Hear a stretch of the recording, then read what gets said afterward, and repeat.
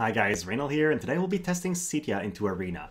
I will first talk about abilities on-off and how I feel like her AI works best, and then I'll be testing a mono fire team, the one that you currently see on screen, and I also have rainbow missile team because I'm curious to see how well she does in a setup that's oriented towards missile damage rather than the fire damage one. So first, about abilities on-off, let's take a look at Cetia's kit right here. First, I prefer running her as a sniper over the other jobs because I feel like the barrier breaker she gets as a sniper is very important in some matchups, so this is probably the best sub job for her in most fights. She does have two AoE abilities that she will use first if she can meet allies, and that will be before an AP generation TMR or anything else. I think if you want her to be the main damage dealer in your team, you need to turn the AoE abilities off unless you have time to use both the AoE ability and bells, because you absolutely need your source of AP generation. These two are Fire Blessing, Domain of Fire right here, which I did turn off for these matches. And then in the sniper job, she also has the Target Share, which is an AoE buff that I completely turned off for this setup. Then, if you turn those two abilities off, what she'll do is she'll use her AP generation TMR first. Then in second, she will use the target buff, which increases her range and defense penetration. If you don't expect Cetia to get attacked, this is actually a fantastic buff to use because there are tanks like Jeume and Engelbert out there that have a massive amount of defense. But if you don't, if you're not fighting an enemy tank, or you expect your Cetia to be in the line of fire for one reason or another, maybe because she'll be caught in by an enemy Halloween Little Leela's massive attacks, then you probably want to turn target off, which will make her use Fire Blessing instead. They both give you range +1, so you're still covered with a range, but instead of defense penetration, you'll be getting slash and magic resistance, which could make you survive a couple more hits. So it really depends on the setup. In most fights, especially since I'm putting my tank far away from Cetia, I will be preferring target. She is my main damage dealer in those teams, so I need her to kill through the tanks as well. I also think once you get your Cetia to level 120, mine is not there yet, you will get access to an ability that decreases defense by a flat amount. At that point, you don't need the defense penetration as much, so I would probably turn off target and turn on Fire Blessing. If your Cetia is 115 or lower, then the defense penetration is quite important because you don't have other ways to deal with a very high defense, so you're kind of forced to run it. So here is our team for team number 1. What we have is a very AP heavy setup. We're going to have Mashery generating AP because Barrage is very expensive, Cetia generating a bit less AP because she has some AP cost reduction in her passives, and her abilities are a little bit less expensive than what Winter Masheries can be. Cetia also has better TP skills to use to generate AP and longer range basic attacks, so Mashery could have completely wasted turns if she doesn't have enough generation. Then finally, we have King Mont. I have placed him away from my archers, so hopefully the enemy team's AI will just go sideways instead of walking towards me, and then I just made him fast. In terms of vision card, we're going for as much damage as we can. We have the Ifrit vision card, we have the Phoenix vision card that I would replace with the Brachiosaurus once it's released, but for now, this is what we have access to. And then I'm trying to make a build that can reliably land hits on enemies, even if they have a decent amount of evasion, so I'm forced to run this card. If we ever get a fire-oriented luck-up card, this is what I would run instead, but right now I don't have a good accuracy up card that would affect these units, so it's just going to be straight up luck. And then I put a Marshmallow Miniature for some more accuracy, the Odin Esper for some more accuracy, and eventually I'm planning on crafting a Rune Bow for Cetia that has 28 accuracy on top if I see that this is not enough to make her hit. Mashery doesn't need accuracy as much, she has Sharpshoot and a passive that increases her accuracy, which is Ranger Lore. And then King Mont, well, I need him to survive more than I need him to land hits, so I'm not going for an accuracy up passive, but he still has Nightblade Mastery, hopefully to help him land some hits. So let's begin with a fight against Dark. This is going to be a faster team than ours, and a team that has a ton of damage. Someone like Kain is using a damage type that Cetia is not resistant to, so she will likely die in a single hit unless he has a King Mont in range and goes for somebody else. So that's really what we're hoping for, and I am very curious to see with her barrier breaking move and other attacks, can we potentially take down the enemy Black Witch Helena in a single hit? If that's the case, that's going to be great, but typically Black Rose Helena survives 2 hits from most attackers, so that could be an issue. So enemy Kain goes first, generates some extra speed. My Cetia, well, Cetia in general, I would guess, is very fast. Like, she is not equipping bells, so Winter Mastery has items that gives her a lot of agility. Cetia has no agility from her gear, and she still goes first. So she's pretty fast in a fight, more than I anticipated when I initially built her. So there we go. Unfortunately for us, our tank is currently next to our attacker, but Kain can't reach just yet, so we have a little bit of a safety margin. King Mont is going to go in front and start hitting him. Maiming Slash doesn't do too much, but he did guard the attack, so he had a damage reduction right there. And then we have defense penetration here, which is going to be very important against the enemy Golbez, who's just incredibly tanky. There we go. Black Rose is also fully buffed, and I am very afraid of the damage she's going to do on King Mont. Oh no, Mastery just grouped next to Kain. That is so bad. She's going to take the Kain's limit break alongside King Mont here. So King Mont takes a hit pretty well. He is a fantastic tank. And then enemies in the air, does hit both, doesn't take out Winter Mastery, who does have a crazy high amount of HP, so I'm not too surprised. Then the Black Rose goes in, doesn't use her limit break. I kind of wish she did, because it would have used it before she hits the rest of our team. But let's see what happens here. Cetia uses her limit break. This is going to Imperial Fire for all of our other team members, so it's going to be quite good, but she might get caught in an AoE shortly. She also did not use her fire resistance buff. Black Rose Judgment does not take out King Mont just yet, and the damage from Cetia's attack was actually surprisingly high, considering these are typically bulky guys, so they just go down to Winter Mastery's Barrage. This went fairly well. Now this time, we have a light team, and they are set up to have maximum evasion basically on Starlit Elena. They have evasion up VC, luck up VC, luck up gear there as well, so we might not even be able to hit her. She is also starting in front of Cetia in terms of position, so maybe I should just swap Starlit Elena, my King Mont and my Cetia, making sure my tank is in front of the enemy team's primary attacker. But let's go as is. Maybe King Mont being to the side will force Elena to have some weird movement. What I want to see here is, first of all, how quickly can our guys kill a Warrior of Light, who is a really strong dedicated tank. He won't be as good as Engelbert would be against our team, but he's going to have the support from a healing Yuna in the back. We'll be able to see the effects of the healing power down from Cetia's move, possibly. So there we go, enemy begins moving. I'm guessing there's a re-raise being cast on Warrior of Light. Again, in the setup, I am very happy to have Cetia have the defense penetration move on her turn too, because how else are we going to kill an enemy like Warrior of Light?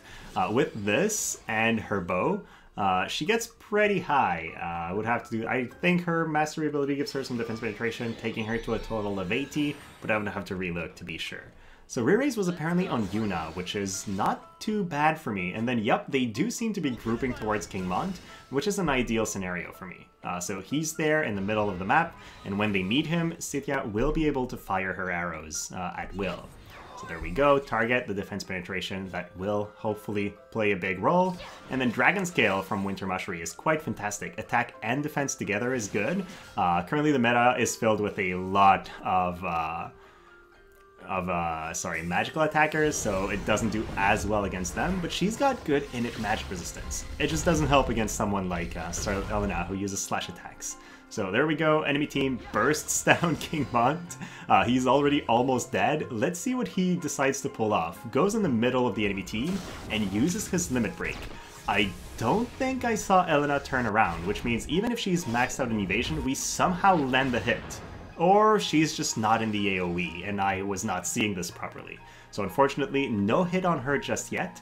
Where can Cetia reach? She is unable to get to the enemy's back line, so she's targeting Elena instead of going for Yuna, which would have been a more interesting situation for us. There we go though, does pop the Courage on Elena immediately, and does a very huge chunk of damage on Warrior of Light. Here the barrage finishes him off, but unfortunately does not hit Starlit Elena. At that point, King Mont goes again, finishes the first life off of Yuna right before she plays, so now she'll be able to heal. That was actually not to our advantage, hitting right there. And then Elena moves back, hits our King Mont a couple times and takes him out. But what is Yuna casting, and will she have time to finish her spell? I don't think she will. I think Cetia will go for her. Basic attack for 1700. Another enemy down, and now we have Sharpshoot from Winter Mastery, who should be able to finish off Elena. Okay, so far this team is doing well. Now, keep in mind, Kingmont would not survive that well. We do have the map that gives us some fire attack up and some spirit up, so that really helps us survive in that matchup. Next, let's go against this wind setup. It's the super high damage Winter Luartha paired with a very strong tank and the new and shiny Moor, who is also quite a big threat. I don't think we're as susceptible to status ailments as some other team comps because we all are at 50 faith, but she has really high numbers, so she might still be able to land some of them. I guess we'll see what happens. Our main asset here is that the enemy team is not that tanky towards physical attacks. I've seen Winter Luartha get one-punched quite a few times, and I also think if we have a good amount of defense penetration, like our setup does get, we will be able to kill Jeume pretty quickly because missile resistance is not one of her defining features. She will, though, have a Protect Shell and a really huge amount of HP, so it'll still take 2 to 3 hits, I think, to take her down. This is where one of the edges of Cetia might come in, because she has really large AoEs, and I would not be surprised if she's able to catch several enemy members in her attacks when hitting the tank. So Jeume uses the typical vacuum veil, starts moving forward. They're getting a bunch of accuracy, which I don't think will be very impactful considering we don't dodge at all. And Kingmont is now here with a ton of hate in front of the enemy team. I really love that even with a hasted Kingmont, Cetia is more or less able to follow his movement. That allows us to make sure that she's going to hit the second we meet, the second the two teams meet. So here we go, Jeume should reach, there we go, and uses her LB. Again, like I said before, if you're playing Jeume, I recommend to turn off her limit break, because it uses so much of her AP that she then runs out for the rest of the fight. It's really not a good scenario, considering how impactful her status effects can be. So here we go, we're going to start hitting. Kingmont takes a huge chunk of HP away from them. And then, does Cetia reach? Yes, she does with thermal exposure. Takes away the entire enemy backline, but didn't do a lot of damage on Jeume. Jeume definitely tanks this better than I thought she would. So here we have Mastery in the air. Jeume just basic attacking because she used her limit break. And we're going to start hitting her bit by bit until we can eventually take her down. What can Cetia do in terms of damage here? Probably the limit break? Nope, chooses the barrier break arrow, and now damage actually starts coming in. Alright. The other team I wanted to test was an all-missile team, where we have Frederica, who's going to be using aimed fire to increase the range and missile attack up on everybody else. Meanwhile, the other guys just try to do damage. Frederica will have a low amount of AP when she meets the enemy team, so I don't expect her to do as much damage as she does in some other setups, but since they all use the same AP generation TMRs, they can't all have one, so we're kind of forced to pick one member who'll be a better support, and she's the one that has missile attack up in an AoE, so she's a natural fit for that. Winter Victorized there because I wanted to use her. I just built her and I'm trying to make her work. She has a very long range and probably a bit less damage than Cetia does. I think this team will perform less well than the other because we have a good ability to imperil fire, and nobody but Cetia is going to leverage that. But hopefully we can build chains from far away and just hit several times before we even start getting targeted. Our first enemy is a Black Rose Helena, Duane, and Cetia. I have not fought an enemy Cetia yet. I've just used mine, but haven't fought any other. In this map, in this team, I feel like Duane is going to be able to one-punch anyone on our team. Maybe not Cetia, but since we have Target on instead of her own buff that increases magic resistance and slash resistance, yeah, I think if he targets her, he's going to kill her. And if he doesn't, well, the enemy ranged attacker will be able to finish that. So we really need to make sure he goes down at the very least before our team gets in range, because that will be deadly. We're kind of fortunate though that he starts by moving sideways instead of forward. This is going to give us a pretty huge edge. And then enemy Cetia has her buff. Single target resistance I think is not going to be very impactful, but the extra agility could be pretty handy. So here we go.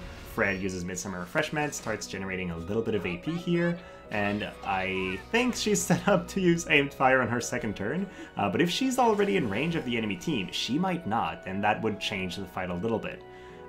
Okay, we look like we picked an enemy team with a slightly wonky AI. It might be worth it to test this on next week or late in the week when people have all practiced their map a little bit and changed the way the AI works for them.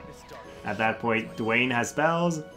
A lot of the enemy team members are not in range yet, but Cetia is in range of our Fred, who takes roughly half her HP away. Now, I think ours will be in range to finish that up, so 2 attacks in a chain, but we could tell 5,000 damage from our Cetia. Yes, there was a bit of a chain, but she definitely hits a bit harder than Frederica.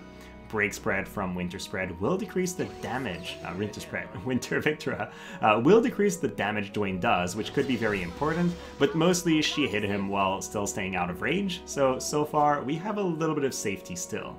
We're going to use Aimed Fire, increase Cetia's range, which could be very impactful. I think she can reach from here, but maybe not. Yes, she can. Chooses the limit break. Even if it doesn't imp-roll her partners, it does give her a decent amount of extra damage. It's a 200 mod, which is her hardest hitting, and then fire resistance down first. Almost a one punch on the enemy Duane. The next attack just finishes him off. That was harding a lot stronger than I thought. And there we go, Wintervic is just deleted. So what's going to happen next? I guess Fred has to be in range there, and with the 2 of them, oh, Fred just breaks the barrier, so at that point, any type of attack from Cetia will finish her off, chooses a basic attack. The team did well, but the enemy's AI was very wonky here. Here we go, we have another win team, they have more, HLL, and Jeume. Against this specific setup, I will change my target from Cetia. I do want the defense penetration for the enemy Jeume, but I think the magic resistance buff will be even more important to allow us to survive a little bit longer. So let's see if we can make that work. In our setup, we don't have a magic resistance up buff for our units outside of that, and it would be a pretty huge boon to have it. But hey, let's do what we can. When we have the Phoenix VC, for example, if we had the fire team, then we could get our Cetia to basically magic immune levels, and then she can potentially finish the fight. Here she'll just have a decent amount. I think with the buff she'll get to 50% and that'll be it. So my expectation, I think, if the enemy members group for some reason, we will be able to kill them pretty well. But if they stay split, we are going to have a very hard time, because since especially we took out the defense penetration up, we won't be able to kill Jeume very easily. We'll be spending all our AP just trying to damage her, and then we'll be in a bit of trouble. I could be surprised though. I definitely should have turned off Saintly Wall. That is a wasted ability on our Winter Victoria right now. So enemies start moving towards us. Fortunately for us, Halloween Little Leela does not get in range on her turn 2, and the enemy team is grouped enough that we'll be catching her in our AoE. So Barrage hits her, doesn't do a lot of damage, but Cetia is able to follow that up with her own thermal exposure, and misses! Oh, that is terrible. We could have taken down Halloween Little Leela right there, but instead we'll be taking a bunch of AoE attacks right here that I think will just straight up kill our Winter Victoria, and potentially also take away our Fred.